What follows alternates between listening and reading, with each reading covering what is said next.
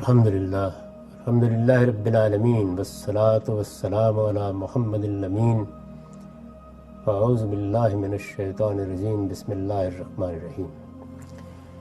خواتین و حضرات، اسلام اور ریاست ایک جوابی بیانیہ، اس کے 4 نکات کا مطالعہ ہم کر چکے ہیں۔ اب 5واں نقطہ زیر بحث آئے گا۔ اس میں موضوع یہ ہے کہ انسان دنیا میں بہت سے گناہوں کا ارتکاب بھی کرتا ہے اور جرائم کا بھی۔ عام طور پر علم و سیاست میں گناہ اور جرم میں یہ فرق کیا جاتا ہے کہ گناہ ایک اخلاقی برائی ہے، اس کو عام اخلاقی اصولوں پر بھی برائی قرار دیا جا سکتا ہے، یہ مذہبی حوالے سے بھی برائی ہو سکتی ہے، اس پر کوئی مذہبی نقطہ نظر پہلے سے کوئی سزا بھی مقرر کیے ہوئے ہو سکتا ہے۔ لیکن جرم یہ ہے کہ معاشرے کے خلاف، افراد کے خلاف کسی گناہ کا ارتکاب کیا جائے، یعنی وہ بھی گناہ ہی ہے لیکن وہ اس وقت جرم بن جائے گا جب اس سے کسی دوسرے کو نقصان پہنچتا ہے۔ اس میں یہ بات بھی کم و بیش عالمی سطح پر مانی جاتی ہے، یا آپ کہہ سکتے ہیں کہ انسان کا اخلاقی وجود اس کو قبول کرتا ہے کہ اگر کسی نے کسی جرم کا ارتکاب کیا ہے تو معاشرے کو حق ہے کہ وہ اس کو گرفتار کرے، اس کی سزا اسے دے۔ اس وقت بھی دنیا میں جو نظم چل رہا ہے اس میں یہ بات مانی جاتی ہے۔ اس میں ظاہر ہے کہ پھر ایک سوال پیدا ہوتا ہے، اور وہ یہ کہ کسی چیز کو جرم قرار دینے کے لیے کیا ہم کوئی واضح اور متعین معیار بنا سکتے ہیں؟ اس بات پر اتفاق کر لیا گیا ہے کہ یہ واضح اور متعین معیار 2 ہی نکات پر مبنی ہے۔ ایک یہ کہ کسی کا حق تلف کر دیا جائے اور اس کو دلوانے کے لیے معاشرہ کوئی کارروائی کرے، یا کسی کی جان، مال، آبرو کے خلاف کوئی اقدام کیا جائے تو معاشرہ اسے روکنے کے لیے یا اس کی سزا کے لیے کوئی اقدام کرے۔ چنانچہ میں نے بھی ایک مضمون میں، اس کو جن لوگوں کو دلچسپی ہو وہ دیکھ سکتے ہیں، قانون کی بنیاد کے زیر عنوان اس پر بحث کی ہے، اور یہ بتایا ہے کہ ریاست کوئی آسمانی حق لے کے نازل نہیں ہوئی، انسانوں نے اپنی ضرورت کے تحت اس کو وجود بخشا ہے۔ جب انسانوں نے اس کو وجود بخشا ہے تو انسان ہی اس کو اختیار دیں گے، اور وہ اختیار اتنا ہی ہونا چاہیے جتنا اس ادارے کے وجود میں آنے کا باعث قرار دیا جا سکے۔ ہم آخر کیوں اس کے لیے تیار ہو جاتے ہیں کہ اپنے اوپر ایک نظم کو گوارا کریں، ہمارا کوئی سربراہ ہو، اس کی طرف سے کوئی فوج اور پولیس بنائی جائے اور اسے ہمارے خلاف اختیارات دے دیے جائیں؟ اس کی وجہ بڑی سادہ ہے، انسان کو ارادہ و اختیار دیا گیا ہے، وہ اس کو غلط طریقے سے استعمال کرتا ہے۔ اس سوء استعمال کو روکنے کے لیے پہلے قبائلی سطح پر نظم وجود میں آئے، اس کے بعد بتدریج ترقی کرتے ہوئے دور حاضر کی منظم ریاست میں تبدیل ہو گئے۔ یہ دور حاضر کی منظم ریاست ذرا اس سے مختلف ہے، جیسے اس سے پہلے ہمارے ہاں امپائرز ہوتے تھے، لیکن بہرحال یہ تدریجی عمل ہے جو تاریخ میں اسی طریقے سے ہوتا رہتا ہے۔ انسان اپنے تجربات سے سیکھتا ہے اور وہ اپنے اجتماعی اداروں کو بہتر کرتا ہے۔ سب سے بڑا اجتماعی ادارہ جس کو انسان نے قائم کیا ہے وہ ریاستی کا ادارہ ہے، اور اس زمانے میں بھی آپ دیکھ لیجئے کہ مذاہب کے، نسلوں کے، رنگ کے اختلافات کے باوجود عالمگیر سطح پر اتفاق ہے کہ ریاست ہونی چاہیے۔ یعنی یہ خواب دیکھا تھا ایک زمانے میں مارکسزم کے علمبرداروں نے کہ کوئی اسٹیٹ لیس سوسائٹی بھی ہو سکتی ہے، لیکن وہ خواب شرمندہ تعبیر نہیں ہو سکا۔ انسان کی جبلتیں جب تک ایسی ہیں جیسے کہ وہ ہیں تو بہرحال کوئی نہ کوئی نظم قائم رکھنا پڑے گا تاکہ انسان کو انسان کے شر سے محفوظ رکھا جا سکے۔ غالباً اسی ضرورت کی طرف فرشتوں نے توجہ دلائی تھی جب انہوں نے یہ کہا تھا کہ پروردگار جب آپ ایک ایسی مخلوق بنا رہے ہیں جس کو آپ ارادہ بھی دیں گے، اختیار بھی دیں گے، تو اس کا نتیجہ تو یہی نکلے گا کہ فساد برپا ہوگا اور خون بہے گا۔ تو یوں سمجھ لیجئے کہ اس کے ساتھ ہی یہ ضرورت بھی سامنے آ گئی تھی کہ کوئی نظم انسان کو اختیارات کے سوء استعمال سے روکنے والا ہونا چاہیے۔ یہ سب وہ چیزیں ہیں جن کو مسلمات کی حیثیت حاصل ہے، یعنی میں نے ان کا خلاصہ کر دیا۔ اس وقت میں کوئی علم سیاست کی بحث نہیں کر رہا، خلاصہ کر دیا ہے کہ یہ وہ چیزیں ہیں جن کے بارے میں کوئی بحث نہیں ہو سکتی۔ اسی کے تحت یہ سوال پیدا ہوتا ہے کہ جب ہم کسی کا حق تلف کرتے ہیں اور معاشرہ وہ دلوانا چاہتا ہے، یا کسی موقع پر ہم کسی کی جان مال آبرو کے خلاف زیادتی کرتے ہیں اور معاشرہ اس کو روکتا ہے، یا ہم اگر اس زیادتی کا ارتکاب کر دیتے ہیں تو ہماری تنبیہ کے لیے، تادیب کے لیے، یا آئندہ سے اس چیز کو روکنے کے لیے سزا بھی دیتا ہے۔ یہ چیز تو بلا بحث مان لی گئی، لیکن جب ہم مذہب کا مطالعہ کرتے ہیں، خاص طور پر تورات کا یا قرآن مجید کا مطالعہ کرتے ہیں، تو یہ معلوم ہوتا ہے کہ اس میں بعض چیزیں بڑے سنگین مذہبی جرائم کی حیثیت سے بھی بیان ہوئی، بڑے سنگین مذہبی جرائم۔ یعنی ایک تو جرم کی وہ تعریف ہم نے سمجھ لی کہ کسی کا حق تلف کیا جا رہا ہے، اس میں کوئی نزاع نہیں ہے، یا کسی کی جان مال آبری کے خلاف زیادتی کا امکان ہے یا زیادتی ہو گئی، اس میں بھی کوئی نزاع نہیں ہے۔ یہ چیزیں بلا نزاع مانی جاتی ہیں، اس کے بارے میں زیادہ لمبی تقریر کرنے کی ضرورت نہیں ہے۔ لیکن قرآن مجید میں بعض مذہبی جرائم بھی بیان ہوئے ہیں۔ یہ نقطہ ان مذہبی جرائم کے بارے میں کیا رویہ ہونا چاہیے اسے بیان کرتا ہے۔ ہمارے ہاں جو مذہبی لوگ ہیں یا مذہب کی بنیاد پر معاشرے سے معاملہ کرنا چاہتے ہیں، وہ مذہبی جرائم کو بھی قابل سزا جرم قرار دیتے ہیں، یعنی جرم مستلزم قانون قرار دیتے ہیں۔ ان کے نزدیک وہ جرائم بھی ایسے جرائم ہیں کہ اگر کوئی مسلمان معاشرہ تنظیم اختیار کرے گا یا ریاست کا نظم قائم کرے گا تو اس کو حق حاصل ہو جاتا ہے کہ وہ ان جرائم کی بھی سزا دے۔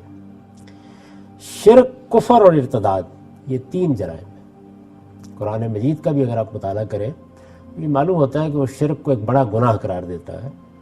یہ بھی معلوم ہوتا ہے کہ شرک کی بڑی غیر معمولی سزا قرآن مجید میں بیان ہوئی ہے۔ یہی معاملہ کفر کا ہے، یہی معاملہ ارتداد کا ہے۔ میں اس سے پہلے واضح کر چکا ہوں کہ کفر در حقیقت کسی پیغمبر کی طرف سے اتمام حجت کے بعد اس کا انکار کر دینے کے لیے قرآن مجید کی تعبیر ہے۔ تو شرک، کفر اور ارتداد، میں نے یہ لکھا ہے کہ شرک، کفر اور ارتداد یقیناً سنگین جرائم ہے، یعنی قرآن مجید میں ان کی سنگینی ہر قرآن مجید کو پڑھنے والا قاری محسوس کر سکتا ہے۔ شرک کے بارے میں تو اللہ تعالیٰ نے یہ فرما دیا ہے کہ میں ہر گناہ کو اپنے قانون کے مطابق معاف کر سکتا ہوں لیکن شرک کو معاف نہیں کروں، واضح طریقے پر یہ بات بتا دی۔ کفر کا معاملہ بھی یہ ہے کہ اس پر جگہ جگہ ابدی جہنم کی سزا سنائی گئی ہے، اور ارتداد کچھ نہیں مگر یہ کہ آپ نے کفر سے توبہ کی اور پھر لوٹ گئے، یعنی ارتداد اسی چیز کا نام ہے کہ اللہ تعالیٰ کو مان لیا، اللہ کے پیغمبروں کو مان لیا، ان کی طرف سے حجت پوری ہو گئی، انسان نے ان کی دعوت کو قبول کر لیا اور پھر انکار کر دیا، پھر اس کو چھوڑ دیا۔ تو یہ تینوں جرائم یقیناً سنگین جرائم ہیں، یعنی اس پہ بحث کا مسئلہ نہیں ہے۔ اس کو قرآن نے بھی سنگین جرم قرار دیا ہے، اور اگر آپ ایک رشتے کو تسلیم کر لیں علم و عقل کی روشنی میں، یعنی خدا کا رشتہ، تو شرک کیا ہے؟ یہ خدا کی حق تلفی ہے۔ خدا کا حق ہے کہ اس کے ساتھ کسی اور کو شریک نہ ٹھہرایا جائے، اس کی حق تلفی ہے۔ یہ بالکل ایسے ہی ہے کہ آدمی اپنے ماں باپ کے ساتھ کسی اور کو ماں باپ مان لے، اس کو کسی حال میں بھی گوارا نہیں کیا جا سکتا۔ یعنی اس جرم میں چونکہ اللہ کی حق تلفی ہوئی ہے تو فطری طور پر انسان یہ محسوس کرتا ہے کہ اگر ماں کا حق تلف کرنے پر، باپ کا حق تلف کرنے پر، معاشرے میں کسی شخص کا حق تلف کرنے پر سزا دی جا سکتی ہے تو شرک بھی تو خدا کی حق تلفی ہے۔ اچھا، کفر اس کے مقابلے میں سرکشی ہے، اس سے بھی آگے بڑھ کر، یعنی وہی چیز ہے جس کو قرآن مجید میں بیان کیا ہے کہ وہ لوگ جو اللہ کی حجت پوری ہونے کے باوجود کفر کا ارتکاب کرتے ہیں وہ مستکبر ہیں، यानी वो तकब्बुर पे खड़े हैं, सरकश हो गए हैं, और ऊंट सुई के नाके में दाखिल हो सकता है, कोई मुस्तकबिर जन्नत में नहीं जा सकता। इस पर भी बड़ी संगीन सजा का ऐलान कर दिया है। इर्तिदाद के बारे में भी कुरान मजीद ने ये कहा है कि ये एक बदतरीन रवैया है, और जाहिर है कि अगर कोई आदमी इर्तिदाद इख्तियार करता है तो वो एक लिहाज से इस्लाम में आने के बाद फिर कुफरी की तरफ लौट जाता है। तो अगर देखिए तो वो एक मरतबा फिर जानते बूझते कुफर का इर्तिकाब करता है। यानी अब तो ये भी नहीं कहा जा सकता कि उसने ये जानते बूझते नहीं किया, सोच समझ कर एक मजहब को छोड़ दिया उसने। शिर्क, कुफर और इर्तिदाद यकीनन संगीन जराइम है। अगर ये संगीन जराइम है तो ये सवाल पैदा होता है कि क्या इसकी सज़ा देने का हक मुझे, आपको, किसी मुआशरे को, किसी नज़्म रियासत को है? ये है सवाल। हमारे यहाँ आम तौर पर ये बात मानी जाती है कि है। मैं इस पर बड़ी तफसील के साथ गुफ्तगू कर चुका हूँ। हमारी फ़िक्र कुछ हुदूद शराइत के साथ इसको मानती है। इर्तिदाद के बारे में तो ये मालूम है कि सभी लोग ये कहते हैं कि इस्लाम में इर्तिदाद की सज़ा कत्ल मुकर्रर की गई है। यानी अगर कोई शख्स मज़हब को छोड़ देगा, इस्लाम को छोड़ देगा और कुफर इख्तियार कर लेगा, और कुफर का मतलब यह है कि इस्लाम को छोड़कर मसीहियत इख्तियार कर ली, बुद्ध मत इख्तियार कर लिया, हिंदू मत इख्तियार कर लिया, ला मज़हब हो गए, कुफर इख्तियार कर लेगा, तो उसको कत्ल कर दिया जाएगा। और ये हक माशरे को दिया गया है, ये हमारी फ़िक्र मानती। इसी तरह से कुफर और शिर्क के मामले में भी ये बहस पैदा हो जाती है कि अगर कोई इसका इर्तिकाब करता है, आप थोड़ी देर के लिए तसव्वुर कीजिए कि मुसलमान इसका इर्तिकाब करता है, यानी एक आदमी मुसलमान है, शिर्क और कुफर का इर्तिकाब कर रहा है, तो शिर्क और कुफर की तायीन फिर रियासत कर सकती है या मुसलमानों का माशरा कर सकता है। वो ये मुतय्यन करेगा कि ये कुफर है। कुफर है तो इसका मतलब ये है कि मुसलमान ने इर्तिदाद इख्तियार कर ली है। अच्छा, उसने अगर शिर्क को इख्तियार कर लिया और शिर्क के मामले में भी रियासत इस नतीजे पर पहुंच जाती है कि ये शिर्क है, तो इसके मानी भी ये है कि उसने इर्तिदाद इख्तियार कर ली है, और इर्तिदाद की सज़ा पहले से कत्ल मौजूद है। तो अगर आप गौर करें तो तीनों जराइम का इर्तिकाब अगर कोई मुसलमान करता है, यानी वो शिर्क का इर्तिकाब करता है और सोसाइटी उस पर फतवा दे देती है कि ये शिर्क है, कुफर का इर्तिकाब करता है और सोसाइटी उस पर फतवा दे देती है कुफर है, इर्तिदाद तो फिर इर्तिदाद है ही। तो इनमें से किसी चीज़ का भी इर्तिकाब करने के नतीजे में हमारी फ़िक्र मौत की सज़ा तजवीज़ करती है। इसमें जो इस्तिस्ना है वो ये है कि वो लोग जो इस्लाम को छोड़कर शिर्क या कुफर का इर्तिकाब नहीं कर रहे, बल्कि वो पैदाइशी तौर पर किसी दूसरे दीन पर हैं, उनको अभी दावत देनी है, तो उनके बारे में अमूमी इत्तेफाक ये है कि उनका गलबा दुनिया में कायम नहीं रहने दिया जाएगा। यानी ये भी एक नौइयत की सज़ा है कि उनको सज़ा दी जाएगी, लेकिन ये महकूमी की सज़ा होगी। यानी सज़ाएँ जो कुरान मजीद में मजहबी जराइम से मुतल्लक बयान हुई हैं वो दो ही हैं, या मौत की सज़ा और या महकूमी की सज़ा। तो हमारे यहाँ ये तीनों के तीनों जराइम रियासत और माशरे की सतह पर जराइम मुस्तलज़िम सज़ा है, जिनको कानून की इस्तिलाह में मुस्तलज़िम सज़ा जराइम समझा जाता है। ये जराइम वो है और इनकी सज़ा या कत्ल है या महकूमी। इसमें कोई इख्तलाफ नहीं है। जो बात मैंने आपसे अर्ज़ की है इस पर अमूमी इत्तेफाक है, सभी इसको मानते हैं। चुनाचे मैं इसका बड़ी तफसील से जिक्र कर चुका हूँ इब्तिदा में कि मौलाना सैयद अमरुल्लाह साहिब मौदूदी ने जो अल जिहाद फिल इस्लाम के नाम से किताब लिखी है, जिसकी अल्लामा इकबाल ने भी बड़ी तहसीन की और जिसको उनका एक बड़ा कारनामा समझा जाता है, उसमें उन्होंने इसी बात को मुदल्लल करने की कोशिश की है कि हम दुनिया में किसी गैर मुस्लिम की हुकूमत नहीं कायम रहने देंगे। गैर मुस्लिम की हुकूमत असल में कुफर की हुकूमत है या शिर्क की हुकूमत है, ये हम कायम नहीं रहने देंगे दुनिया में। इस्लाम ही को हक हासिल है कि वो अपना गलबा कायम रखे। ये मज़हब शेरा है। मौलाना सैयद अमरुल्लाह साहिब मौदूदी के अल्फाज में मज़हब गोसफंदा नहीं है, भेड़ों का मज़हब नहीं है। इसको जो इख्तियार करेगा वो दुनिया में निकलेगा इसका अलम देकर और इसका गलबा कायम कर देगा। और इसी के तहत उन्होंने ये तफसीर की कि कुरान मजीद जब ये कहता है कि मैं युमिन बिल्लाह व यकफुर बित्तागूत, तो तागूत दर हकीकत गैर अल्लाह की हुकूमतें तमाम तर। ये बिल्कुल मुत्तफ़क़ अलैह मामला। کہ شرک، کفر اور ارتداد اس تفصیل کے ساتھ جو میں نے عرض کر دی قابل سزا جرائم ہے. یعنی دنیا میں اس کی سزا اسلامی حکومت، مسلمانوں کی حکومت دے گی، نہ صرف دے گی بلکہ پابند ہے کہ دے. چنانچہ ہماری فقہ میں اگر آپ پڑھیں تو ارتداد کی سزا کے بارے میں تو خیر کوئی بحث نہیں ہے، باقی جرائم کے بارے میں بھی مسلمانوں سے یہ تقاضا کیا گیا ہے کہ ان کی حکومت کو ایسی افواج بنانی چاہیے جو مسلسل اس کام کو دنیا میں انجام دیتی رہے. یعنی یہ نیکی خیر کا کام یا اپنی ایک ذمہ داری ادا کرنے کا کام انجام پانا ہی چاہیے. یہ بات اگر واضح ہو گئی ہے، یعنی موقف واضح ہو گیا، میں اگرچہ اس کی تفصیل اس سے پہلے کر چکا ہوں لیکن میں نے حوالہ اس لیے دیا کہ یہ بحث سمجھ میں آ جائے. تو اس پر میں کیا کہہ رہا ہوں؟ میں نے یہ عرض کیا ہے کہ شرک، کفر اور ارتداد یقیناً سنگین جرائم ہے، لیکن ان کی سزا کوئی انسان کسی دوسرے انسان کو نہیں دے سکتا. یعنی قرآن مجید سے یہ بات بالکل واضح ہو جاتی ہے. پہلی بات بھی بالکل واضح ہو جاتی ہے کہ شرک، کفر اور ارتداد سنگین جرائم ہے، اور دوسری بات بھی بالکل واضح ہو جاتی ہے کہ ان کی سزا کوئی انسان کسی دوسرے انسان کو نہیں دے سکتا. یعنی گویا میں عام فقہی نقطہ نظر کے بالکل برخلاف یہ عرض کرنے کی جسارت کر رہا ہوں کہ یہ جرائم دنیا میں مستلزم سزا جرائم نہیں.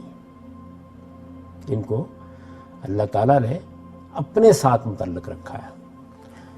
شرک، کفر اور ارتداد یقیناً سنگین جرائم ہے، لیکن ان کی سزا کوئی انسان کسی دوسرے انسان کو نہیں دے سکتا. یہ خدا کا حق ہے.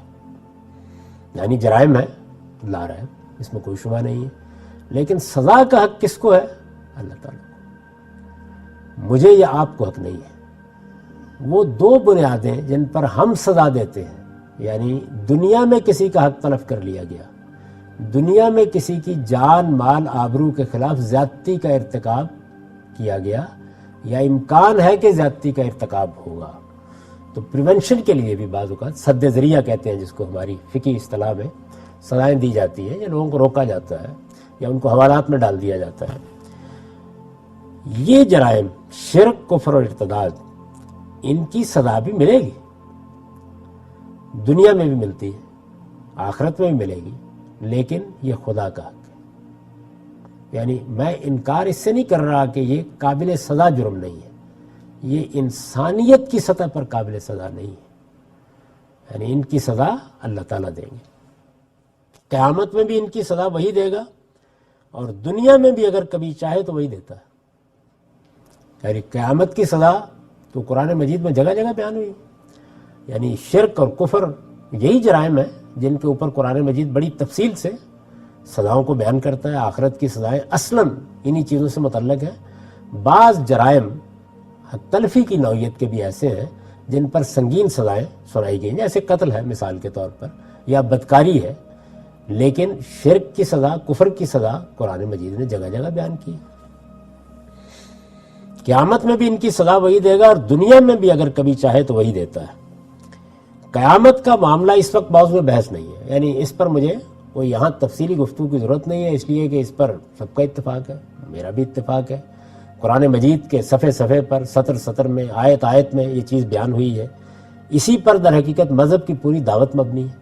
یعنی اللہ کے پیغمبر اسی لیے آئے ہیں کہ لوگوں کو شرک اور کفر سے بچائیں، اسی لیے آئے ہیں کہ اس پر چونکہ اللہ تعالیٰ نے بڑی سخت سزا دینے کا اعلان کر رکھا ہوا ہے تو لوگ اس سزا سے بچ جائیں. رسالت میں آپ صلی اللہ علیہ وسلم نے بھی اپنا اور ہمارا تعلق بیان کرتے ہوئے یہی کہا تھا کہ تم آگ کے گڑھے میں گرنے کے لیے بیتاب ہو اور میں پیچھے سے پکڑ کے کھینچ رہا ہوں. تو اس لیے اس میں تو کسی بحث کی ضرورت نہیں ہے. قیامت کا معاملہ اس وقت موضوع بحث نہیں ہے. دنیا میں اس کی صورت یہ ہوتی ہے کہ اللہ تعالیٰ جب کسی قوم میں اپنی عدالت کے ظہور کا فیصلہ کر لیتے ہیں تو اس کی طرف اپنا رسول بھیجتے ہیں. عدالت کے ظہور کا فیصلہ کر لیتے ہیں، یعنی یہ بتانا چاہتے ہیں کہ میں جو اپنے پیغمبروں کی وساطت سے بار بار توجہ دلا رہا ہوں کہ میری عدالت قیامت میں برپا ہوگی. سورہ فاتحہ ہم پڑھتے ہیں تو اللہ تعالیٰ کی صفات کا ذکر کرتے ہوئے الحمدللہ رب العالمین الرحمن الرحیم، اس کے بعد مالک یوم الدین، یعنی وہ بدلے کے دن کا مالک ہے. تو پیغمبر اسی کی منادی کرنے کے لیے آتے ہیں کہ ایک دن یہ ساری بادشاہی ختم ہو جائے گی اور بالکل بے یار و مددگار شاہ و گدا اس پروردگار کی عدالت میں کھڑے ہوں گے اور وہاں فیصلہ سنایا جائے گا. یہ جرائم ہے جو سب سے بڑھ کر وہاں موضوع بنیں گے اور اللہ تعالیٰ ان کی سزا دیں گے۔ تو قیامت کے معاملے میں تو یہ بحث نہیں ہے، لیکن یہ عدالت جو قیامت میں ظہور پذیر ہونی ہے، اس عدالت کو اللہ تعالیٰ دنیا میں بھی کبھی کبھی دکھاتے ہیں۔ کیوں دکھاتے ہیں اس پر میں بہت تفصیل سے گفتگو کر چکا ہوں۔ یعنی گویا یہ اتمام حجت کا ذریعہ بنتی ہے۔ اللہ نے عقل دی، علم دیا، شعور دیا، اس کی بنیاد پر مصلحین نے، مجددین نے آ کر لوگوں کو متنبع کیا، انبیاء نے آ کر دعوت دی۔ انسان نہیں مانتا تو اس کو پھر دنیا میں اس عدالت کا ظہور دکھا دیا جاتا ہے۔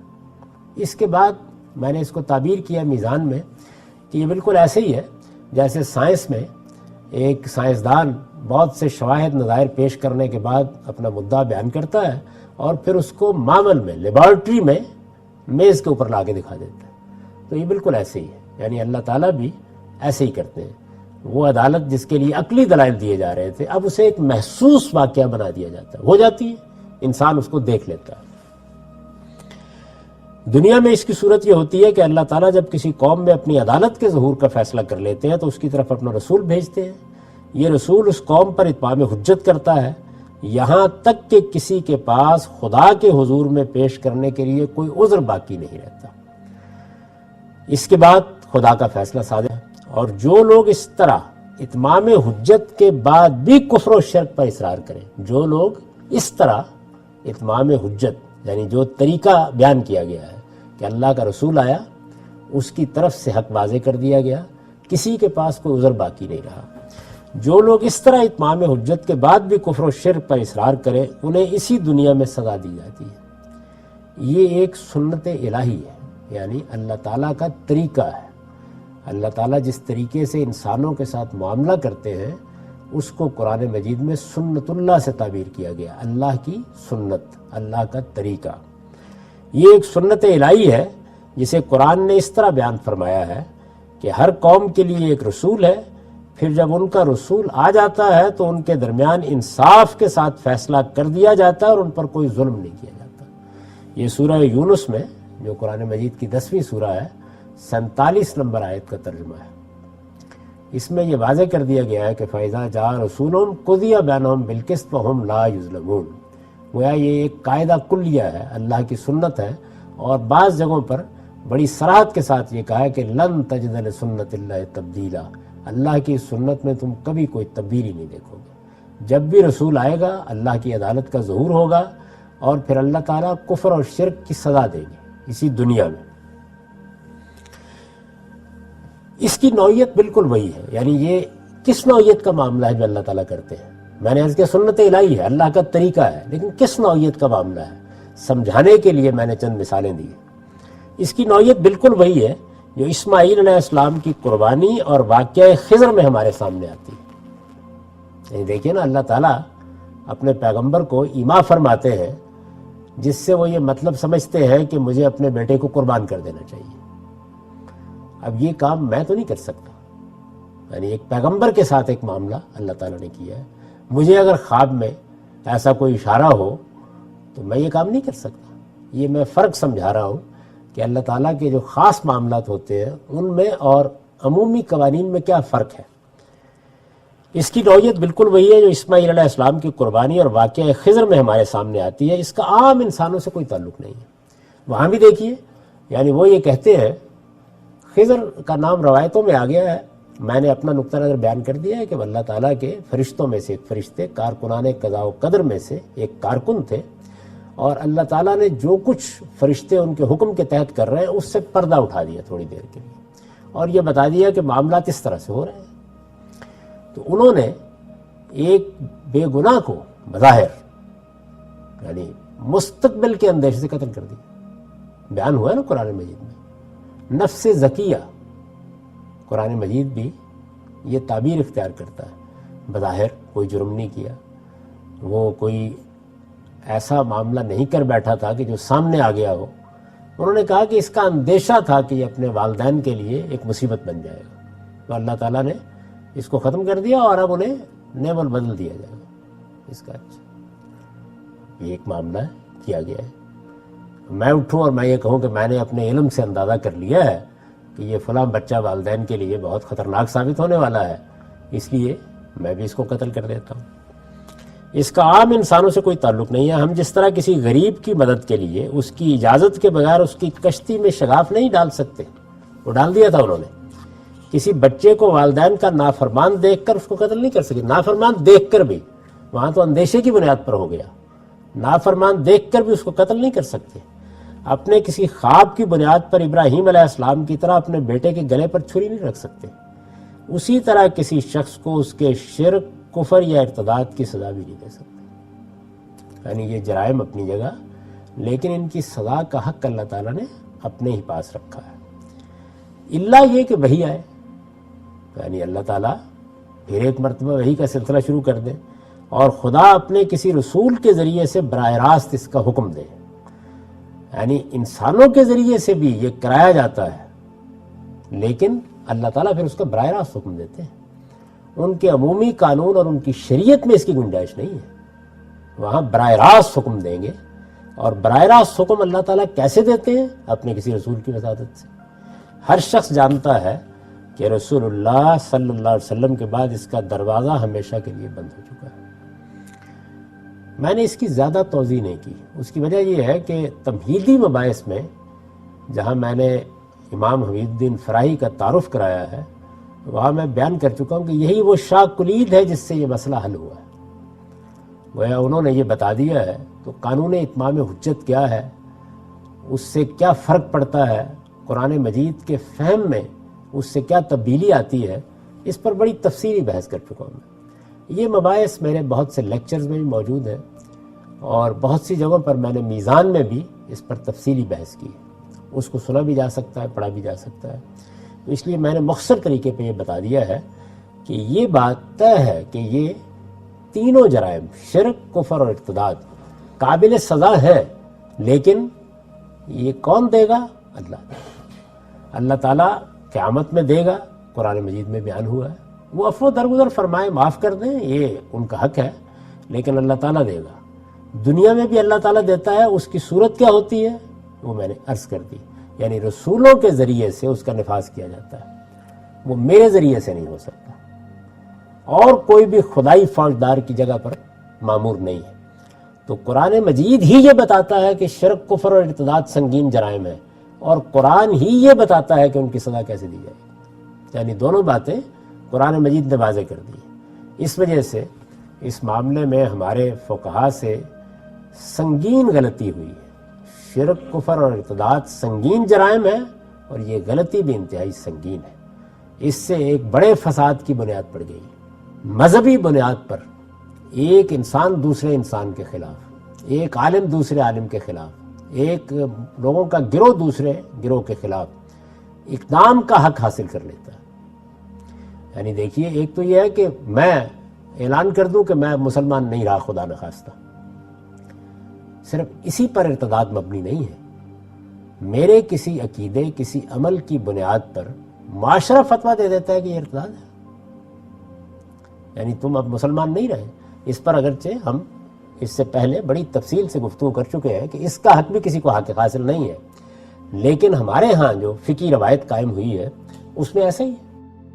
یہ جو آپ نے دیکھا ہوگا کہ بہت سے ہمارے علماء ایک دوسرے کے خلاف فتویٰ دیتے ہیں، مختلف گروہوں کے خلاف فتویٰ دیتے ہیں، یہ کفر ہے، اب اس کا نکاح ٹوٹ گیا ہے۔ آپ جانتے ہیں اس کا مطلب کیا ہے؟ یہ کسی مسلمان اور کافر کے درمیان تو نکاح کا تعلق نہیں ہو سکتا۔ تو یہ پہلا معاملہ ہوتا ہے۔ آپ خیال کرتے ہیں کہ چھوٹی سی بات ہے، چلیے نکاح دوبارہ کر لیں گے، لیکن اس بات کا شاید احساس نہیں ہوتا کہ ان کے پاس اس وقت نکاح توڑنے کا اختیار ہے۔ اگر مارنے کا اختیار آ جائے گا تو دوسرا کام بھی ہوگا۔ اس وقت اختیار ہی اتنا ہے، اس سے زیادہ ہے نہیں، تو وہ یہ کام تو کر ڈالتے ہیں نا، یعنی آپ کا نکاح ختم کر دیتے ہیں۔ یہ اصل میں علامتی اظہار ہے اس بات کا کہ اب آپ مسلمانوں کی جماعت میں نہیں رہے۔ توبہ کریں، رجوع کریں، دوبارہ مسلمان ہوں، اس کے بعد ہی یہ ممکن ہے۔ اور اس میں جو کفر کے فتوے لگائے جاتے ہیں ان میں عام طور پر اس کے یہ نتائج بھی بیان کر دیے جاتے ہیں، بلکہ قرآن مجید میں رسولوں کے اتمام حجت کے نتیجے میں جو ترک موالات کا حکم دیا جاتا ہے، یعنی ایک وقت ایسا آتا ہے جب عذاب قریب آ جاتا ہے یا سزا کا وقت قریب آ جاتا ہے، تو اللہ تعالیٰ تعلقات توڑنے کا حکم دیتے ہیں، وہ اس کا بھی اطلاق کرتے ہیں، یعنی اب ان کے ساتھ کاروبار نہیں ہوگا، کسی بھی گروہ کے بارے میں، فرد کے بارے میں معاملات نہیں کیے جائیں گے، تعلق نہیں رکھا جائے گا، کھانے پینے کے معاشرت کے روابط نہیں ہوں گے۔ یہ در حقیقت وہ سارے اقدامات ہیں جو قرآن مجید میں رسولوں کے اتمام حجت کے بعد اللہ تعالیٰ کی طرف سے بیان ہوئے۔ یعنی اللہ تعالیٰ جب سزا دیتے ہیں اس دنیا میں تو یہ دیکھیے وہ ان مراحل میں دیتے ہیں، حجت تمام کی جاتی ہے، یہ حجت میرے آپ کے ذریعے سے نہیں، رسول کے ذریعے سے تمام کی جاتی ہے۔ رسول خدا سے براہ راست ہدایات پا کر اس کا فیصلہ سناتا ہے کہ اب کفر کا ارتکاب ہو گیا ہے، اس کے بعد سزا کے لیے مہلت دی جاتی ہے، پھر سزا کا نفاذ کیا جاتا ہے۔ سزا کے نفاذ کی دونوں صورتیں ہوتی ہیں، یعنی وہ اللہ اپنے فرشتوں کے ذریعے سے بھی دیتے ہیں، جیسے کہ قوم عاد کو دی، قوم سمود کو دی، قوم صالح کو دی، وہ انسانوں کے ذریعے سے بھی دی جاتی ہے، جیسے محمد رسول اللہ کے ساتھیوں کے ذریعے سے دی گئی، اور یہ کہا گیا کہ یعذبہم اللہ بایدیکم، اللہ تعالیٰ تمہاری تلواروں سے، تمہارے ہاتھوں سے سزا دے گا۔ اللہ نے اعلیٰ اور جاریہ بنایا ان کو، میرے فرشتے میرے حکم پر سزا دیں گے، تم دو گے۔ سزا پھر دونوں صورتوں میں دی جاتی ہے، یعنی موت کی سزا، محکومی کی سزا، دونوں سزائیں، اور اس میں بھی وہی فرق ملحوظ رکھا ہے جو قیامت میں رہے گا۔ قیامت میں یہ بتایا گیا ہے کہ اگر کسی نے جانتے بوجھتے شرک کا ارتکاب کیا ہے تو پھر کوئی امکان نہیں معافی کا۔ چنانچہ یہاں بھی مشرکین کو، یعنی وہ لوگ کہ جو شرک کا اقرار کرتے ہوئے مذہب کی حیثیت سے شرک کو اختیار کر لیتے ہیں، ان کو موت ہی کی سزا دی گئی ہے۔ جو مشرک نہیں ہے، توحید کو ماننے والے ہیں، جیسے وہاں اعلان کیا گیا کہ قیامت میں ان کے ساتھ عفو درگزر کا معاملہ ہوگا، یہاں بھی ایسا ہی کیا گیا ہے کہ ان کو محکومی کی سزا دی گئی ہے۔ تو سزائیں بھی دونوں ہیں، اور یہ فرشتوں کے ذریعے سے بھی دی جاتی ہے اور انسانوں کے ذریعے سے بھی، جیسے صحابہ کرام کے ذریعے سے دی گئی۔ یہ صرف اللہ کا حق ہے۔ دنیا میں نے عرض کر دیا کہ وہ کس طرح دیتا ہے، قیامت میں بھی دے گا۔ انسانوں کا حق نہیں ہے۔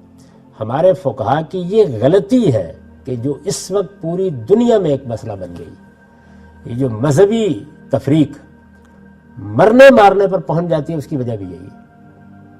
یعنی اس کے بعد صرف اتنا ہی مسئلہ رہ جاتا ہے باقی کہ کون سی اتھارٹی دے گی۔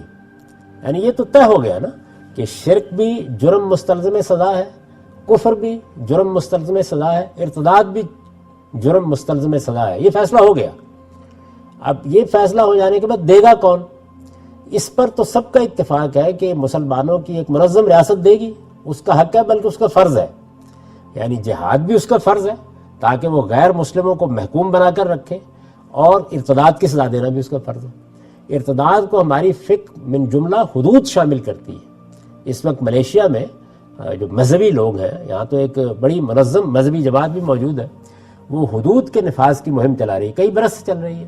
تو اگر آپ یہاں مسجدوں میں جائیں گے تو جو مسجدیں زیادہ تر ان لوگوں کے اہتمام میں ہیں، اگرچہ ان پر بھی ریاست کا کنٹرول ہے لیکن ریاست اس معاملے میں مداخلت نہیں کر رہی، وہاں بڑے بڑے چارٹ آپ کو لگے ہوئے ملیں گے جن میں 7 حدود لکھے ہوئے، 5 سے تو ہم واقف ہیں، یعنی میں نے بھی بیان کیا ہے ان کو۔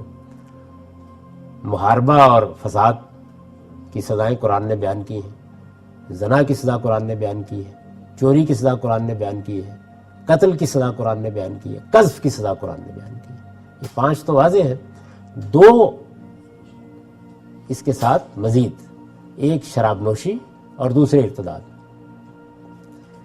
تو سب سے زیادہ تباہش جس چیز سے ہے سوسائٹی کو، وہ ارتداد کی سزا ہے، اس لیے کہ جدید ذہن تو اس کو سننے کے لیے بھی تیار نہیں ہے کہ کسی آدمی کے مذہب چھوڑ دینے کے نتیجے میں آپ اس کی گردن مار دیں گے۔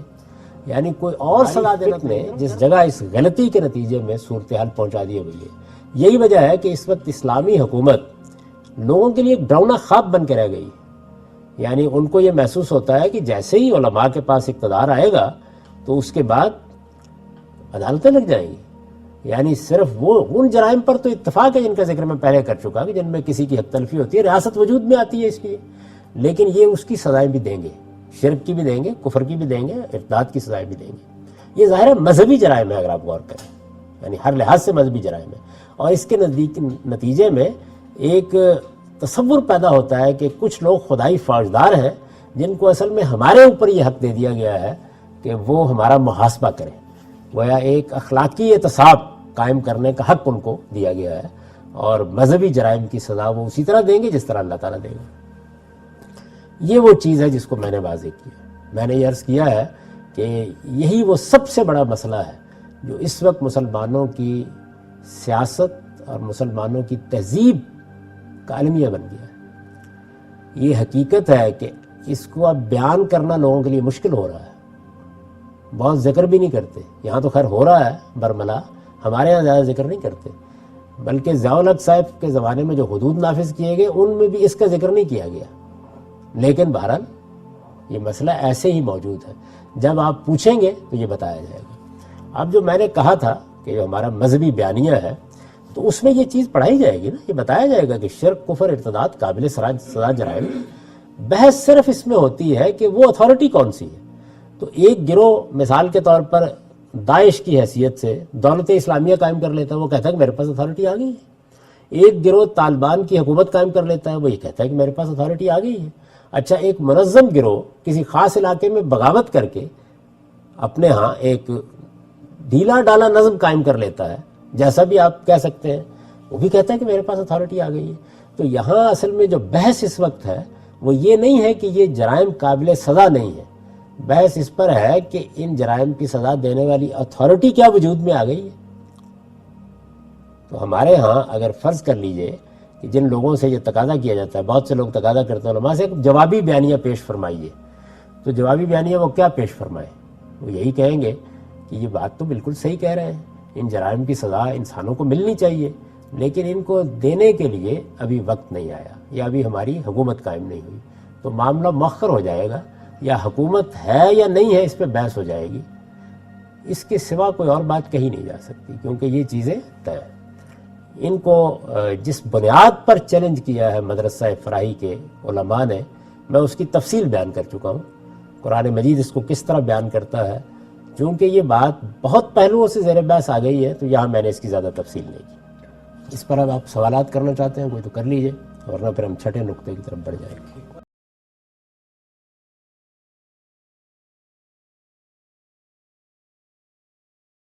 اس میں جو اللہ تعالیٰ کی حق تلفی کے حوالے سے سزائیں ہیں، اس میں حکمت کا بنیادی پہلو پوری طرح واضح نہیں ہوا۔ تو یہ ہے کہ جہاں تک جو میں حکمت سمجھا ہوں اس کی، وہ یہ ہے کہ جو باقی جرائم ہیں انسانوں سے متعلق، ان میں تو انسان جو ہے وہ غلطی کا امکان موجود ہوتا ہے کہ غلط سزا دے دی گئی، قتل کر دیا گیا، یعنی ایک جو کہ قاتل نہیں تھا اس کو قتل کی، اس پر قتل کی سزا نافذ کر دی گئی۔ تو شاید اگر یہ حکمت ہے تو یہ مسئلہ تو ادھر بھی پایا جاتا ہے، اگر حکمت اس کی یہ ہے، یعنی جس طرح ہم ادھر متعین نہیں کر سکتے ادھر بھی متعین نہیں کر سکتے، تو پھر کیوں یہ فرق کیوں کیا گیا؟ نہیں، آپ سوال کیا ہے؟ سوال یہ ہے کہ اللہ تعالیٰ نے اپنے لیے اس سزا کو کیوں خاص رکھا ہے؟ جی یہ کیوں خاص رکھا ہے، اس کو خاص رکھنے کی حکمت کیا ہے؟ حکمت اگر جو مسئلہ پایا جاتا ہے ادھر انسانوں کے نظام کے اندر، وہ مسئلہ تو یعنی ادھر پایا جا رہا ہے۔ آپ نے یہ تسلیم کر لیا کہ اصل میں تو ایک انسان کو دوسرے انسان کو سزا دینے کا فطری حق حاصل ہے، یہ مان لیا آپ نے، اس لیے آپ حکمت اس کی پوچھ رہے ہیں کہ کیوں نہ دے وہ۔ پہلے تو اس کو ثابت کرنا چاہیے کہ پایا جاتا ہے۔ یعنی آپ کو کیا حق ہے کہ مجھے آپ حق تلفی کی سزا بھی دیں؟ آپ کو کیا حق ہے کہ آپ مجھے قتل کی سزا بھی دیں؟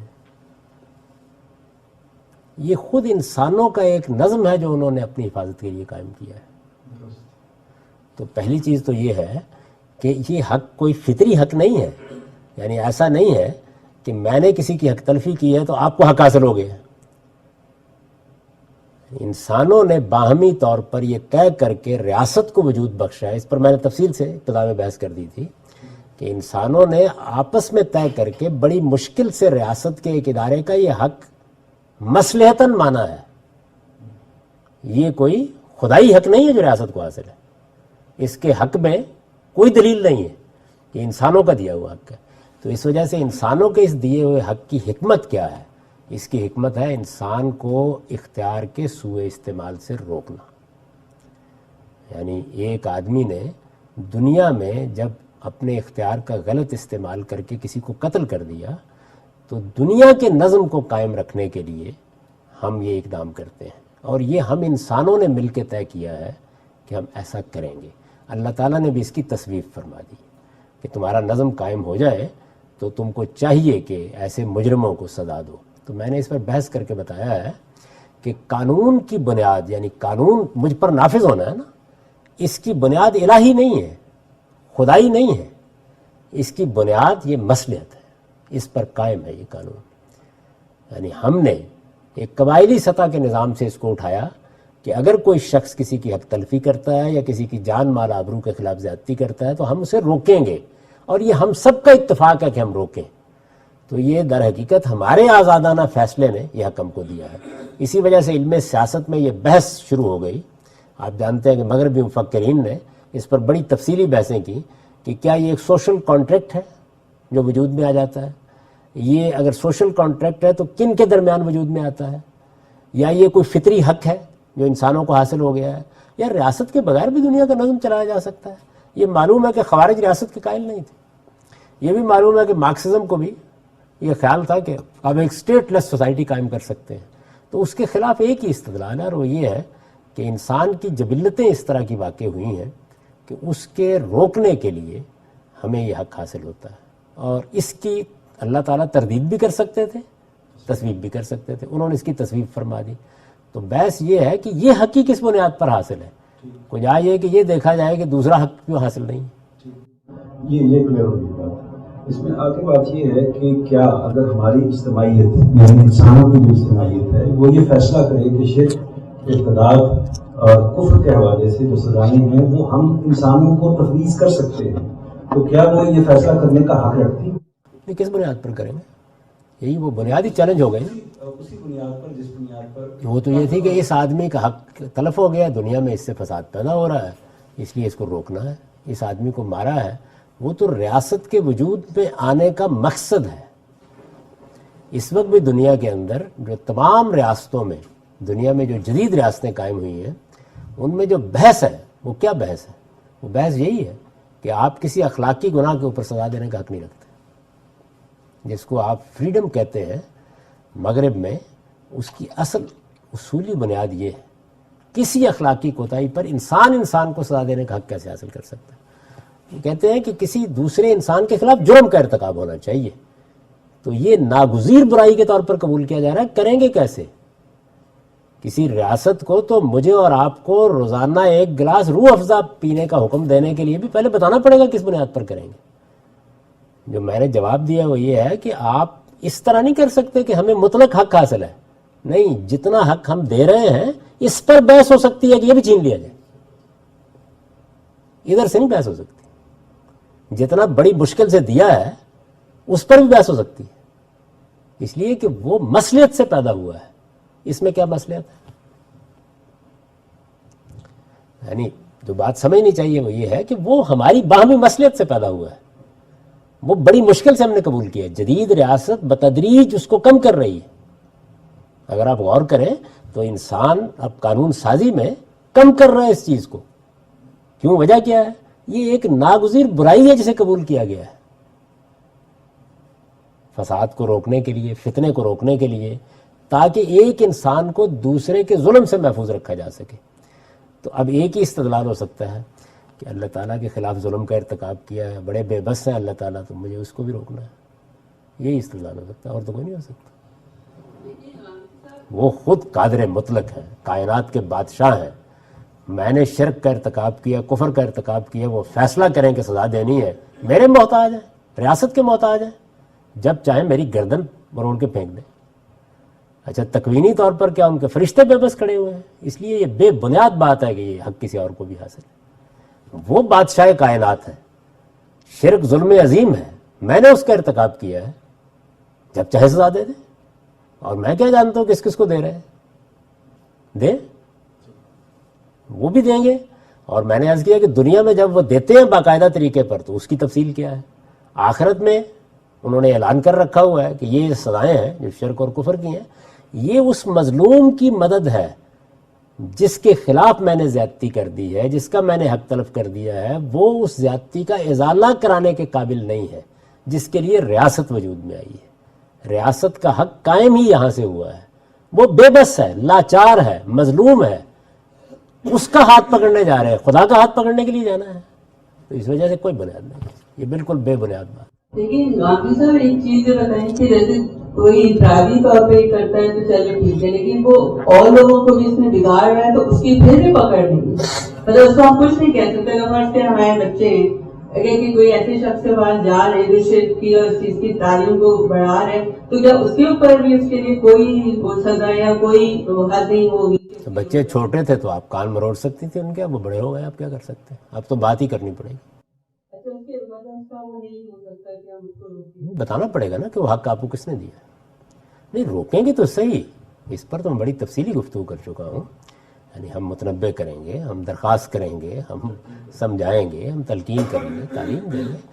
تو اس لیے یہ کبھی ہمارے علماء نے غور نہیں کیا اس بات کے اوپر کہ وہ اصل میں جب کسی جرم کی سزا دینے کے لیے جا رہے ہوتے ہیں تو کس اصول پر دینے کے لیے جا رہے ہیں. جرم کی سزا ریاست کیوں دیتی ہے؟ وہ میرے لاچار اور بے بس ہونے کی وجہ سے وجود میں آئی ہے، اس لیے کہ میں اپنے خلاف ہونے والے اقدام کا ازالہ نہیں کر سکتا، اور اگر کروں تو فساد پیدا ہو جاتا ہے. تو اللہ تعالیٰ کو اس کی کیا ضرورت؟ صاحب نے فرمایا کہ شرک جو ہے وہ خدا کی ایک تلفی ہے، اس کی ہمیں اختیار نہیں ہے اس کی سزا دیں. بسا اوقات ایسا بھی ہوتا ہے کہ ایک تلفی تو خدا کی ہے لیکن مجھ سے متعلق ہو رہی ہے. یعنی کوئی شخص، میں تو نہیں کر رہا لیکن کوئی شخص میرے بارے میں کہے کہ اس کے 2 باپ ہیں تو یہ میری ایک تلفی بن جاتی ہے. کوئی شخص میرے خدا کے ساتھ کسی کو شریک کرے، جس طرح آپ دیکھیں ہمارے ہندوستان میں گائے ان کے لیے مقدس ہے، ہم ذبح نہیں کر سکتے، تو کیا ہمارے ملک کے اندر یہ میری ایک تلفی نہیں ہے کہ میرے خدا کے ساتھ شریک ٹھہرایا؟ یہ واضح ہو گیا نا کہ آپ صرف خدا کی مخلوق ہیں، کرنے والا نہیں ہے. یہ واضح ہو گیا اس کے نتیجے میں. یہی بات ہے. پہلے اپنی اتھارٹی معلوم کیجئے، ثابت کیجئے اس بات کو. حق تلفی اس نے اپنی بھی کی ہے. پھر یعنی آپ خدا کے ساتھ کیا خصوصی تعلق رکھتے ہیں تو پھر اپنا پروانہ تقرر بتائیے. اللہ کے رسول تو رکھتے ہیں نا اپنے ساتھ تعلق، وہ بتائیے. یعنی وہ بھی مخلوق خدا کی، آپ بھی مخلوق خدا، اس کا بھی پروردگار، آپ کا بھی پروردگار. اس نے حق تلفی کی ہے اس پروردگار کی. تو اگر تو آپ کے پاس اتھارٹی ہے پروردگار کی طرف سے کہ دیکھو یہ میری حق تلفی کرے تو تم کو میں اتھارٹی دے رہا ہوں نام لے کے، پھر تو ٹھیک ہے. اگر ایسا نہیں تو آپ اور وہ برابر ہیں. اس لیے یہ تعبیر نہ اختیار کیجئے کبھی بھی کہ میرے خدا کی حق تلفی کی ہے. نہیں، وہ رب العالمین ہے، سب کا خدا ہے. صاحب ایک اور چیز ہے کہ جب ہمارے فقہا، آپ نے فرمایا تھا کہ ارتداد کی سزا انسان نہیں دے سکتے کیونکہ اتمام حجت ضروری ہے، اور اتمام حجت کے نتیجے میں بات واضح ہوئی ہے انسان کے پاس جاننے کا کوئی اختیار نہیں ہے. لیکن ہمارے فقہا جب یہ سزا تجویز کر رہے ہیں تو ایسا نہیں ہے کہ فوراً مار دیا جائے گا، اس کو مہلت دی جائے گی، اس سے سوال کیا جائے گا. بسا اوقات مہلت 90 دن تک جا سکتی ہے. جب یہ گفتگو کا عمل شروع ہو گیا ہے تو اب اس کے سامنے سوال آ جائے گا، ہم جواب دے دیں گے. اب بھی وہ نہیں مانے گا تو پتہ چل جائے گا جانتے مجھتے نہیں مان رہا، اتمام حجت تو ہو گیا اس کو اور پتہ بھی چل گیا. یہ دیکھیے کیسی عجیب بات ہے. آپ کو حق کے سوال کس نے دیا ہے؟ یعنی باقی بات بعد میں کریں گے نا. حق کے سوال ہی کس نے دیا ہے؟ اس میں اصل میں ہم خدائی نمائندے بن گئے، بزوں میں خود خدائی فوجدار بن چکے ہیں. اس لیے دیکھیے آگے کی ساری منطق پیدا ہونا شروع ہو جاتی ہے. نہیں، رک جائیے. آپ کو حق کے سوال بھی حاصل نہیں. آپ کو جو حق حاصل ہے وہ حق کے دعوت ہے. شائستگی اور تہذیب کے ساتھ جا کے اپنے بھائی کو اللہ کی گرفت میں جانے سے بچانے کی کوشش کیجیے. حق کے سوال اتھارٹی کا تقاضا کرتا ہے. وہ کیسے حاصل ہے آپ کو؟ اچھا، اگر فرض کر لیجئے کہ ایک ماں اور باپ مجھے کہیں کہ ہمارا بچہ ہے، اس سے ہم پوچھ رہے ہیں، دیکھیے وہ حق کے سوال حاصل ہے. وہ فطرت نے ماں باپ کو دیا ہے. ماں باپ ہونے کی وجہ سے مجھے اور آپ کو کہاں سے حق حاصل ہو جائے گا؟ اور وہ بھی کب تک ہوگا؟ جب تک بچہ بلوغ کی عمر کو نہیں پہنچ جاتا. والدین کو جو حق دیا گیا ہے وہ تو قائم ہے حق، لیکن والدین کا حق اسی وقت تک ہے، حق کے سوال اسی وقت تک ہے. اس کے بعد تو وہ بھی اپنے ساتھ حسن سلوک کا تقاضا کر سکتے ہیں. یہ جتنی اس طرح کی چیزیں یہ اصل میں میرا اپنا احساس یہ ہے کہ بہت بے سوچے سمجھے کہی جاتی ہیں. اس میں اپنے بارے میں ایک مقام فرض کر لیا جاتا ہے اور اس سے انسان گفتگو شروع کر دیتا ہے. پہلے بتانا چاہیے کہ حق آپ کو کیسے حاصل ہے، کس بنیاد پر آپ سوال کرنے کے لیے جائیں گے. اور پھر میں دوبارہ گزارش کر دوں، اور وہ یہ ہے کہ یہ بات کہ مجھے حق نہیں ہے کہ میں کسی کو سزا دوں، نہیں، اس سے پہلے یہ معلوم ہونا چاہیے مجھے حق کیا ہے کہ میں کسی کو کوئی سزا دوں.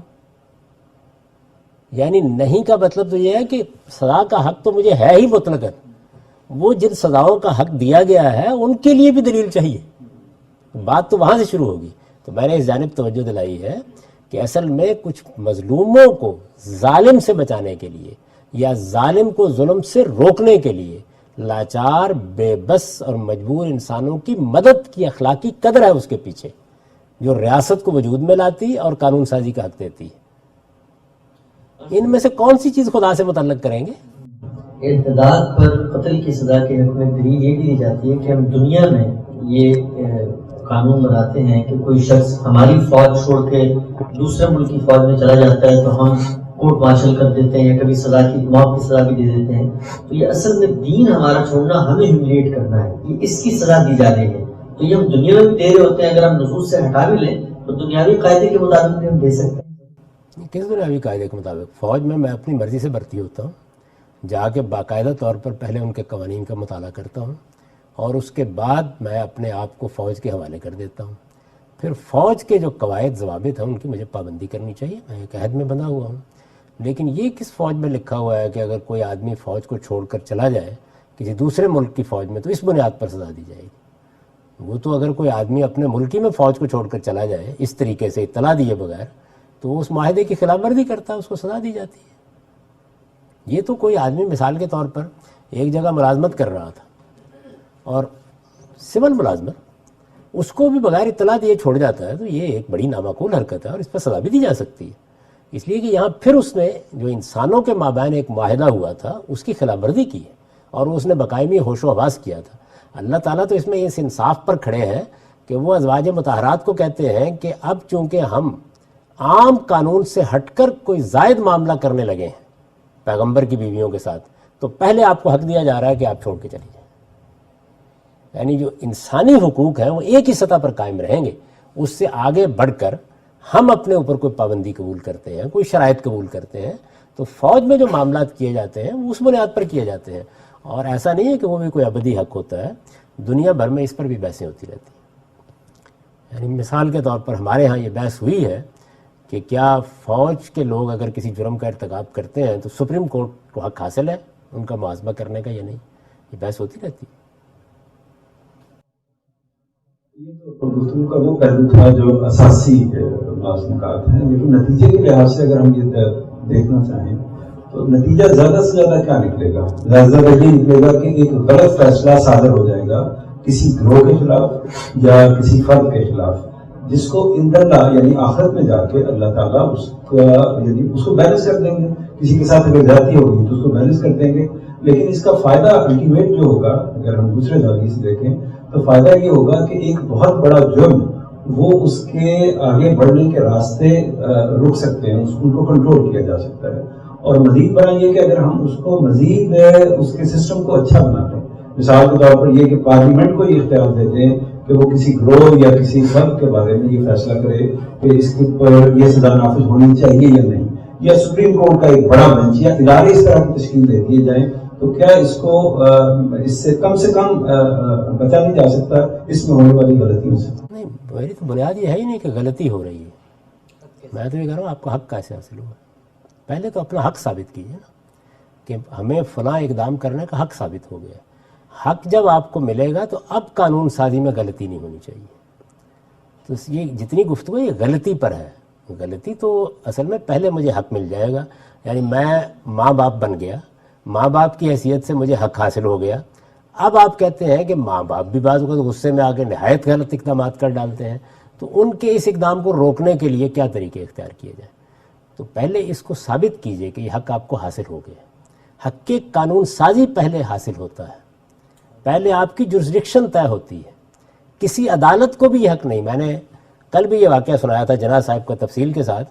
تو ساری بحث کے بعد انہوں نے ایک پرانی کتاب کھولی اور کھول کے یہ کہا کہ یہ دیکھیے اس عدالت کی جورسڈکشن ہی میں نہیں ہے. ہر وکیل جب عدالت میں کھڑا ہوتا ہے سب سے پہلے یہ بحث کرتا ہے کہ یہ عدالت اختیار رکھتی ہے اس کا فیصلہ کرنے کا. عدالت کو اختیار کہاں سے حاصل ہوگا؟ یا بادشاہ سلامت سے یا پارلیمنٹ سے. تو آپ نے سوال کیا تھا تو میں نے اس کے جواب میں کہا تھا کہ اب عدالت تو بری ہو گئی، اب پارلیمنٹ اپنا حق ثابت کرے اور بادشاہ اپنا حق ثابت کرے. اس لیے جہاں بھی آپ جائیں گے پہلے آپ کا حق قانون سازی یا دوسرے کے خلاف اقدام کا حق اس کو آپ کو ثابت کرنا پڑے گا، یا وہ علم و عقل کے مسلمات سے ثابت ہوگا یا وہ قرآن سے ثابت ہوگا۔ یہ معاملہ جو علم و عقل سے تو متعلق ہی نہیں ہے، یہ متعلق ہے خدا کے قانون سے۔ تو بتا دیجئے کہ خدا نے کہاں حق دیا پارلیمنٹ کو کوئی یہ کام کرے؟ ارتداد جو ہے وہ آج کل جس طرح ہمارے پوری دنیا میں جو لوگ مذہب کے اوپر، اسلام کے اوپر کام کر رہے ہیں، ان کو وحشت سی ہوتی ہے سزا پر۔ یہ ہماری جگتی رکھ ہے، جیسے ہی کوئی شخص مرتد ہوتا ہے تو فوراً سے اس کو سزا دینے پر تل جاتے ہیں۔ یہ اس کا نفسیاتی پہلو آپ کو کیا لگتا ہے؟ مسلمان اس کو اپنی تذلیل سمجھتے ہیں، تحقیر سمجھتے ہیں کہ کوئی ہمارا دین چھوڑ کے جا رہا ہے، اور ظاہر بات جب کوئی دین چھوڑتا ہے تو وجہ ہوتی ہے، تو ہم وہ وجہ کا جواب نہیں دے پا رہے ہوتے ہیں۔ اس نفسیاتی پہلو پر کیا تبصرہ کریں گے؟ مجموعی قومی نفسیات مسلمانوں کے خلاف؟ نہیں، ایسا نہیں ہے بالکل بھی یعنی مسلمان اس میں کسی نفسیاتی مرض میں مبتلا نہیں ہے۔ ایک روایت کا مطلب سمجھنے میں ہمارے فقہا سے غلطی ہوئی۔ انہوں نے یہ بیان کر دیا کہ من بدل دینہ فقتلوہ کا مطلب یہ ہے کہ ہمیں یہ حق دیا گیا ہے، بلکہ حکم دیا گیا ہے کہ ہم اگر کوئی ارتداد اختیار کرے گا تو اس کو قتل کر دیں گے، تو اتھارٹی ان کے پاس موجود ہے۔ یہ تو ہم نے واضح کیا ہے کہ اس روایت کا تعلق کس صورتحال سے ہے۔ اسی طرح کا معاملہ شرک، کفر اور ارتداد کے خلاف جتنے اقدامات کیے جاتے ہیں وہ قرآن مجید کی آیات کی تعویل کا ہے، تو وہ ایک مذہبی اتھارٹی پر پہلے ایک رائے قائم کر چکے ہیں۔ اب اس کے بعد جب اس رائے کی بنیاد پر وہ کوئی اقدام کرنے لگتے ہیں تو انسانی ضمیر احتجاج کرتا ہے، اس کے بعد اس طرح کی باتیں کہی جاتی ہیں۔ مثلا مولانا مودودی صاحب نے ارتداد کی سزا پر جو کتاب لکھی ہے قتل مرتد، اس میں استدلال کیا ہے کہ اسلام در حقیقت کوئی مذہب نہیں ہے، یہ ریاست ہے۔ تو جیسے کسی ریاست سے آپ بغاوت کر دیں تو آپ کو موت کی سزا دی جا سکتی ہے، اسی طریقے سے ہم بھی سزا دیتے ہیں۔ اب یہ ظاہر ہے کہ یہ کیا ہے، ایک پہلے سے چیز موجود ہے، اب آپ چاہتے ہیں کہ اس کو قابل عمل بنائیں۔ یہاں ملیشیا میں جو مذہبی لوگ ہیں وہ یہ بحث کرتے ہیں، جس کو انہوں نے استعمال کیا، کہ یہ ہیوملیشن ہے، ہمارے دین کی توہین ہو رہی ہے۔ تو میں یہ کہتا ہوں کہ سوال یہ ہے کہ جب آپ کسی مسیحی کو مسلمان کرتے ہیں تو اس کی ہیوملیشن کر رہے ہوتے ہیں، تو پھر تو آپ کے خلاف جب آپ تبلیغ کر رہے ہیں تو حتیٰ عزت کا مقدمہ قائم ہونا چاہیے، کم سے کم یہ تو ہونا ہی چاہیے نا، باقی تو چھوڑ دیجیے۔ تو اس وجہ سے یہ اصل میں جس کو نقطہ بعد الوقوع کہتے ہیں نا منطق میں، یہ وہ چیزیں پہلے آپ نے غلط رائے قائم کر لی ہے، اس کے بعد آپ چاہتے ہیں کہ آپ اس کی کوئی نہ کوئی توجیہ پیش کریں۔ گاندھی صاحب اس کا جیسے ہم لوگ تک یہ بات پہنچی تھی جو راشی ہوتا ہے اس کا سوشل بائیکاٹ کریں، یہ بھی صحیح ہے۔ یہ کس نے پہنچائی؟ ہم لوگ تو جو عام پہ ہے کہ جو رشوت دیتے ہیں ان کا سوشل بائیکاٹ۔ یہ کہاں لکھا ہوا ہے؟ یہ کوئی مذہبی حکم ہے؟ یہ کوئی اللہ کا حکم ہے؟ کہاں لکھا ہوا ہے؟ نہیں، اللہ کا حکم نہیں، لیکن جو راشی اور کلمہ پہ نام کی اس میں ایکسپلینیشن میں زیادہ تر نہیں، اس میں کون سے الفاظ ہیں جن کی کسی نے یہ ایکسپلینیشن کی؟ یہ صحیح نہیں ہے، یہ ہم لوگ تک جو بات پہنچی صحیح نہیں کہ ہم کا سوشل بائیکاٹ۔ آپ تک جو 90% باتیں پہنچی ہیں وہ صحیح نہیں ہیں، تو اب میں کس کی تردید کروں گا؟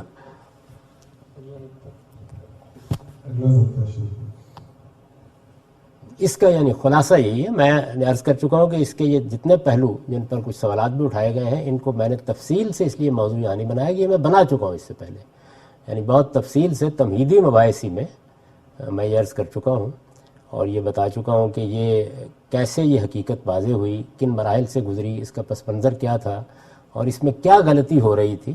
اصل غلطی یہاں سے ہوئی ہے، یہ جتنے بھی منطقی استدلالات ہیں، معاشرے کو بچانا ہے، یہ کرنا ہے، وہ کرنا ہے، یہ سب نقطہ بعد الوقوع ہے۔ اصل بات یہ ہے کہ ایک روایت اور چند آیات کا مطلب سمجھنے میں غلطی ہو گئی اور اس غلطی کو ہمارے ہاں مقدس بنا لیا گیا ہے، اس پہ غور کر کے اس کا خاتمہ کرنا چاہیے۔ یہ علم کے بھی خلاف ہے، عقل کے بھی خلاف ہے، اور یہ اللہ تعالیٰ کو بھی ایسی جگہ لانا ہے، جیسے میں نے عرض کیا کہ کوئی مظلوم اور لاچار ہے، دوسروں کو سزا نہیں دے سکتا، اس لیے ہم کو اس کی مدد کرنی چاہیے۔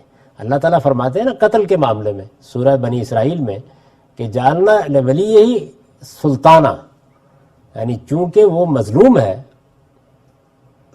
ہے تو ہم نے اس کے ولی کو سلطان دے دیا ہے اس کے خلاف۔ تو اصل میں جرائم کی سزا دینے کا باعث یہ چیز ہے۔ تو خدا کبھی مظلوم نہیں ہوتا، وہ تو قاہر ہے، کائنات کا مالک ہے، جب چاہے جس کی گردن مروڑے۔ اگر یہ کوئی قابل سزا جرائم ہے تو اللہ میرا محتاج ہے، آپ کا محتاج ہے، وہ جب چاہے گا کسی کو سزا دے دے گا۔ اپنے رسولوں کے بارے میں کیا کہتے ہیں وہ یہ کہتے ہیں وَلَوْ تَكَبَّرَ عَلَيْنَا بَعْضَ الْأَقَاوِيلِ لَأَخَذْنَا مِنْهُ بِالْيَمِينِ ثُمَّ لَقَطَعْنَا مِنْهُ الْوَتِينَ۔ مجھ سے نہیں کہتے کہ تمہیں کچھ کرنا ہے، یہ میرا رسول ہے، اگر یہ میرے اوپر کوئی غلط بات باندھے گا تو میں اس کو رگے جان سے پکڑ کے گردن کاٹ دوں گا. اس لیے اللہ تعالیٰ کو اس کی کوئی ضرورت نہیں.